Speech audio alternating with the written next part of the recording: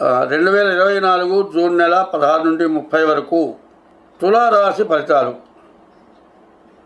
తులా వృషభయోర్భృగు. తులా వృషభ రాశులకి శుక్రుడు అధిపతి. రాహు వల్ల వచ్చే డబ్బులు దండగ్గా ఖర్చు మాత్రం కావు. శుక్రుడు వల్ల వివాహం జరుగుతుంది, కానీ అష్ట కష్టాలంటారు, 8 రకాల కష్టాలట. వివాహం అయిన తర్వాత అనేక రకాల కష్టాలు వచ్చి ఎందుకు చేసుకున్నానా అన్నంత బాధపడే పరిస్థితి వస్తుంది. ఈ రాశి వాళ్ళకి చెప్పటానికి తగినంత మంచి ఎక్కడా కనపట్టలేదు. కానీ ఈ రాశి వాళ్ళు ఏం చేయాలంటే, ప్రతిరోజు కూడా శివాలయంలో 11 ప్రదక్షిణాలు, మారేడు దళాలు దొరికితే చామంతి పూలు తీసుకొని ప్రదక్షిణ చేయడం చాలా మంచిది. అట్లా చేయటమే కాక మీ శక్తి ఉంటే ప్రతిరోజు ఈశ్వరుడికి అభిషేకం చేయించుకోండి. తర్వాత బియ్యపు రవ్వ పంచదార కలిపి చీమలకు వేయండి. ఇప్పుడు కుజుడు సప్తమంలో ఉన్నాడు. ఎవరైనా వివాహమైన వాళ్ళైతే మరి గర్భిణీ వచ్చి గర్భస్రావం అయ్యే లక్షణాలు కూడా కనబడుతోంది. ఈ తులారాశికి సప్తమంలో కుజుడు ఉన్నాడు. ఈ సప్తమ కుజుడు రకరకాల బాధలు పెడతాడు. కాబట్టి వివాహమైన వాళ్ళు గర్భస్రావం అయ్యే పరిస్థితులు కనబడుతున్నాయి. అందువల్ల ఆ మాట అన్నాను కదా అని గర్భిణీ తీసేద్దామని మాత్రం చేయబాకండి. ఎందుకంటే స్త్రీ హత్య, మరి శిశు హత్య, భ్రూణ హత్య 3 మహాపాపాలు. భ్రూణ హత్య అంటే గర్భస్రావం, గర్భం పోగొట్టడం. అటువంటి పనులు చేస్తే ఇంకా ఇబ్బంది పడతారు. కాబట్టి ఈ రాశి వాళ్ళకి గోచార రీత్యా మాత్రం ఏమీ బాగాలేదు అని చెప్పాలి. తర్వాత ఈ రాశి వాళ్ళు ప్రతిరోజు సూర్యుడికి నమస్కారం చేయండి. సూర్య నమస్కారం చేయండి, ఏ పని చేయొద్దు. ప్రతిరోజు శివాలయానికి వెళ్ళి ప్రదక్షిణం చేయండి. ఈశ్వరుడు అభిషేక తీర్థం తీసుకోండి. నవగ్రహాలకు ప్రదక్షిణం చేయండి. ఇంత చేసిన తర్వాత నవగ్రహాల గుళ్ళో నుంచి బయటకు వచ్చి కాళ్ళు మాత్రం కడుక్కోబాకండి. అది చేస్తే ప్రదక్షిణం చేసిన దానికంటే ఎక్కువ పాపం చేసినట్లు అవుతుంది. కాబట్టి అది మీకు చాలా జాగ్రత్త అవసరం. తర్వాత ఈ రాశి వాళ్ళు డేట్ ఆఫ్ బర్త్ ద్వారా కానీ, డేట్ ఆఫ్ బర్త్ సరిగా లేకపోతే హస్త సాముద్రిక ద్వారా కానీ మీ జాతకం చూపించుకోవడం చాలా అవసరం. ఎందుకంటే ఇప్పుడున్న పరిస్థితి ఎట్లా ఉందంటే, ఒక 60 సంవత్సరాల దాకా బాగా సంపాదించాడు. ఆ సంపాదన ఎంత సంపాదన అంటే తన తర్వాత 3 తరాలు తిన్నా కూడా ఇంకా మిగులుతుంది. అంత సంపాదన సంపాదించిన వాడు ఇప్పుడు తులారాశిలో మొత్తం నష్టపోవటానికి, ఏమీ లేకుండా పోవటానికి అవకాశం ఎక్కువగా కనబడుతుంది. కాబట్టి ఈ రాశి వాళ్ళు మీ జాతకాన్ని చూపించుకోవడం, మీ ఇష్టదైవాన్ని పూజించడం, సూర్య నమస్కారాలు చేయటం, తల్లిదండ్రులను పూజించడం, దేవాలయాలకు వెళ్ళి ప్రదక్షిణాలు చేయటం, ఇవి చాలా అవసరం. ఇది కాకుండా మొట్టమొదటి కూడా చెప్పాను. ఎందుకంటే రామచంద్రమూర్తి సాక్షాత్ శ్రీ మహావిష్ణువు త్రేతాయుగంలో రాముడు లాంటి దేవుడు లేడు అనిపించుకున్న కలియుగంలో కూడా ప్రతి ఊళ్ళో కూడా రామ మందిరం, రామ పటమైనా పెట్టి పూజించినటువంటి ఊరు లేదు.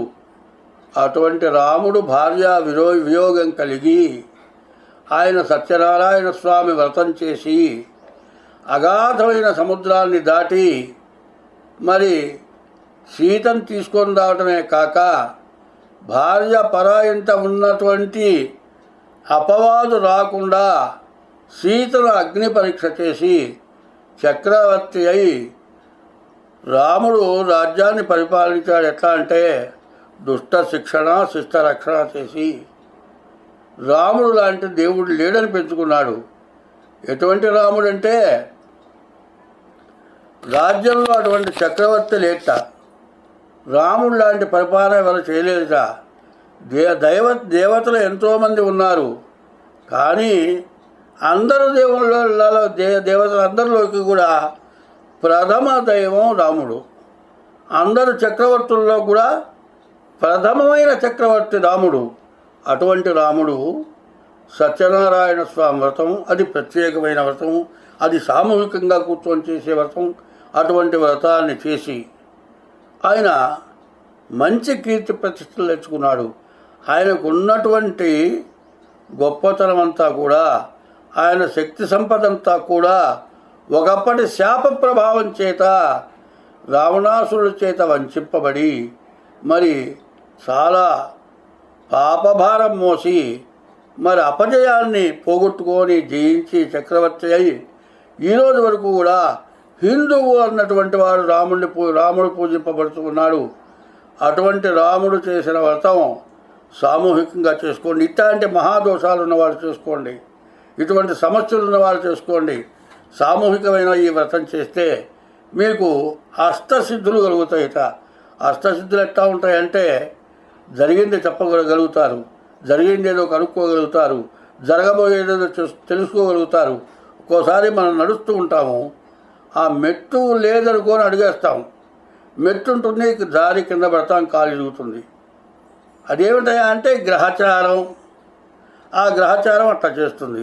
అటువంటి గ్రహచారాల వల్ల ఇబ్బందులన్నీ తొలగిపోతాయి. కాబట్టి అటువంటి వ్రతాన్ని చేసుకోవడం ఇప్పుడు ఈ చెప్పిన తులారాశి 7 రాశుల్లో 6 రాశుల కంటే ఈ 7 రాశి బాగా కష్టభరితంగా ఉంది. కాబట్టి మీరు ఏమైనా చేసుకోవాలంటే ఇది సామూహికంగా జరిగే వ్రతం. మా ఫోన్ నెంబర్ ద్వారా సంప్రదించండి. దానికి కొంత ఖర్చు తప్పదు, అందరూ ఎక్కువ ఖర్చుతో కూడుకుంది. ఈ వ్రతాన్ని చేసుకుంటే మరి మీరు విదేశాల వాళ్ళైనా కూడా మీరు ఇది కడితే మీ గోత్రనామాలతో చేసి మీకు వీడియో పెడతాము. ఈ వ్రతం చాలా విశేషమైంది. దేశ సంరక్షణ చేయటానికి మరి ఇందులో సంకల్పం అస్మిన్ గ్రామే స్థితానాం బ్రాహ్మణాది సర్వవర్ణానాం వ్యాధి రోగ దుర్భిక్ష రాజబాధాది సర్వోపద్రవ శాంత్యర్థం అని ఉంది. అయితే చండీ హోమం, ఆ హోమం, ఈ హోమం అంటే వాటిని నేను నిన్నట్లే. అన్నిటికంటే కష్టం లేకుండా చేసేది, అందరూ చేయదగినది ఇది సత్యవ్రతం. ఈ వ్రతాన్ని చేసుకుంటే ఒక్కసారి మీరు వ్రతం చేసుకున్నారంటే మాత్రం తర్వాత ప్రతి నెలలో కూడా ఒకసారి మీరు వ్రతం చేసుకుంటారు. గ్రహదోషాలు శాంతుల జోలి కూడా పోకుండా ఉంటారు. కాబట్టి ఇది విశేషమైన వ్రతం. కాబట్టి ఇది మేము చేసి దాని సత్ఫలితాన్ని పొందాం. ఎంతోమంది చేయించాం, ఇప్పుడు అందరూ చేయించడం లేదు. చేసుకుంటే మీకు చాలా మేలు జరుగుతుంది. ఈ సంవత్సరం నవనాయకులు అంటారు. 9 గ్రహాలు అంటే రాజు, మంత్రి, సేనాధిపతి ఇట్లా ఉంటారు. ఈ 9 మందిలో 6 పాపులు, 3 శుభులైనారు. అంటే వాళ్ళ బలం ఎక్కువగా ఉన్నది. అందువల్ల ప్రతి వాళ్ళు కూడా జాగ్రత్తగా వాళ్ళ యొక్క జాతకం చూసుకోవటం ఒకటి.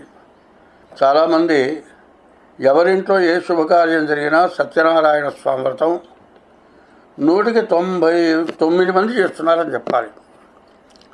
అయితే సత్యనారాయణ స్వామి వ్రతం అనేది చేస్తున్నారు. ఎట్లా ఉందంటే పెళ్ళి చేస్తే మంత్రాలతో సహా చేసిన పెళ్ళైనా, ఏమీ లేకుండా మంగళసూత్రం కట్టినా పెళ్ళేనే అంటున్నారు. అయితే దాని వరకు సరిపోతుంది. పూజల్లో అసంపూర్తి పూజ పనికిరాదు. సత్యనారాయణ స్వామి వ్రతం సంపూర్ణ వ్రతం ఉన్నది. ఆ వ్రతం ఇప్పుడు 5 అధ్యాయాల కథే చెబుతూ ఉన్నారు. అది 9 అధ్యాయాల కథ. 9 అధ్యాయాల కథ కాక ప్రత్యేకమైన పూజా వ్రతం పద్ధతి ఉన్నది. అది దాదాపు కృతయుగం దగ్గర నుంచి కలియుగం వరకు ఆ వ్రతం చేయబడ్డది. అందులో ముందు కృతయుగంలో ఋషులు, త్రేతాయుగంలో రాముడు, ద్వాపర యుగంలో ధర్మరాజు, కలియుగంలో మానవులు చేశారు.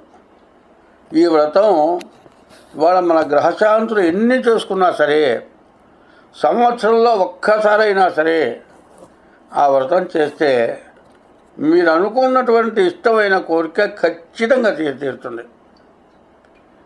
ఇదివరకు ఆచరించాం అంటే ఇప్పుడు జనానికి ఏమైందంటే 5 అధ్యాయాలకు అదే కుదించి 20 నిమిషాల్లో చెబితే చాలు. అది కాదు విధానం. పూజ సక్రమంగా జరగాలి, వ్రత కథ కూడా వివరంగా వినాలి. మరి ఇంతకుముందు ఈ జగత్ సృష్టి ఛానల్లో 7వ అధ్యాయం చెప్పి ఉన్నాను. తర్వాత మిగతా అధ్యాయాలు కూడా చెబుతాను, పూజా విధానం చెబుతాను. అది సామూహికంగా చేస్తే చాలా విశేషం. అది సామూహికంగా వ్రతం చేయడం కోసమని ప్రయత్నం చేస్తూ ఉన్నాం.